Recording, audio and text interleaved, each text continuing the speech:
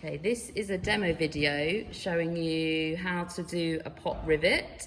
I'm using aluminium today, nice and shiny. So first I need to drill my pieces of aluminium. So I'm going to clamp it down using my scrap wood and using a center punch.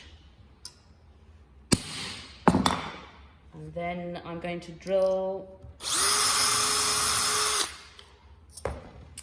and then I repeat that with the other piece of metal or material that you want to join with a pop rivet. Again, I use my center punch.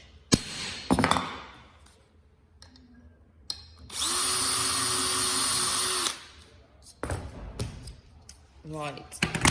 Then I have my two pieces of aluminium that I've got a hole in, and I use my pop rivet. So there's a skinny end and like a thicker end. And there's like a collar. So your metal needs to go onto where the collar is, and the skinny end goes into the pop rivet gun.